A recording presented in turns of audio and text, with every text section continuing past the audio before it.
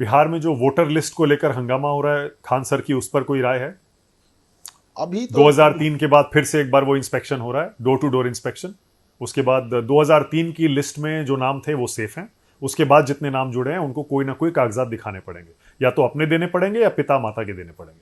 ज़्यादातर लोगों के पास अपने कागजात हैं और वो दिखा भी देंगे, और जो नहीं रहेगा तो भाई अपना इलेक्शन कमीशन अपना एक बोर्ड गठित करेगा जहां वो दिखाएंगे।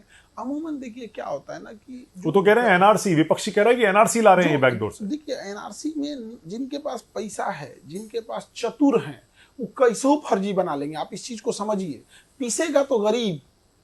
जो बांग्लादेशी एंट्री किए हैं, हम आपसे बार बार कह रहे हैं, जो बांग्लादेशी एंट्री किए हैं वो इतने सातिर और इतने चतुर हैं ना कि वो अपना डॉक्यूमेंट बना के रखे होंगे।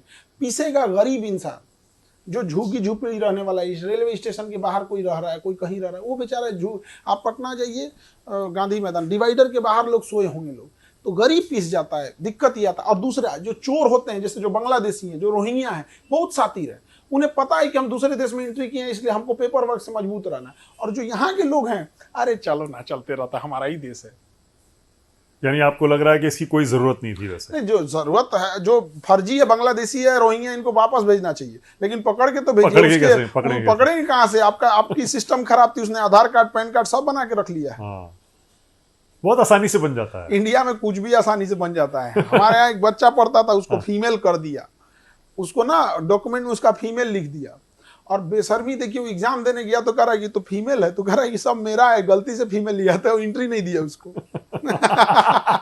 एक टाइपिंग मिस्टेक से एक मेल फीमेल बन गया। हाँ। वो सब कुछ दिखा रहा है, पैन, आधार, सब कुछ दिखा रहा है, बट जेंडर में क्या लिखा था? फीमेल, और उसको एग्जाम देने नहीं दिया।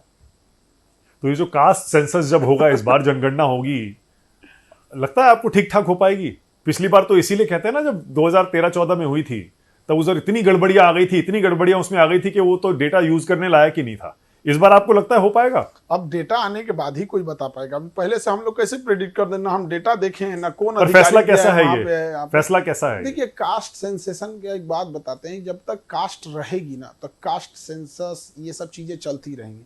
सबसे बड़ा चीज होता है जी कि हिंदुस्तानी बन के रहना चाहिए।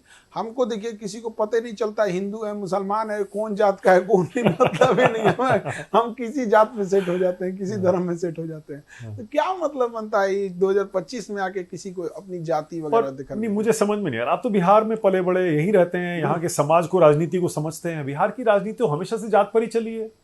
जाति पे वोट पड़ता है ना, पड़ता ही है। बिल्कुल, जातिवाद कूट कूट के भरा हुआ है यहाँ पर, सब में है। तो चीजें बहुत बड़ी, और यूपी बिहार में तो इतना ज्यादा है, आप भी जानते हैं। तो ये तो चीजें, समाज में बदलाव धीरे धीरे होगा। जब समाज पैसे और एजुकेशन दोनों कमाएगा तभी जाके बदलेगा। पर कोई तो वजह होगी ना कि सरकार भी तैयार हो गई। बीजेपी कभी नहीं मानती थी, जाति गणना की मांग कभी नहीं मानी, इस बार मान ली। बीजेपी मान ली। मैं कह रहा हूं क्यों मान ली फिर बीजेपी ने? राय ये तो आप बताइए, अगर गवर्नमेंट ने मांगी है तो ये तो उसके स्पोक्स पर्सन बताएंगे। इसका मतलब बहुत इंपॉर्टेंट मुद्दा है, मैं ये कहना चाह रहा हूं। इसका मतलब लोग भी शायद चाहते हैं, ओबीसी के लोग, SC ST के लोग। राजनीति में एक ही मुद्दा इंपॉर्टेंट होता है कि हमको वोट किस चीज से मिलेगा। इंपॉर्टेंट तो ये भी मुद्दा है कि एजुकेशन पे से टैक्स हटाना चाहिए। क्या हट गया?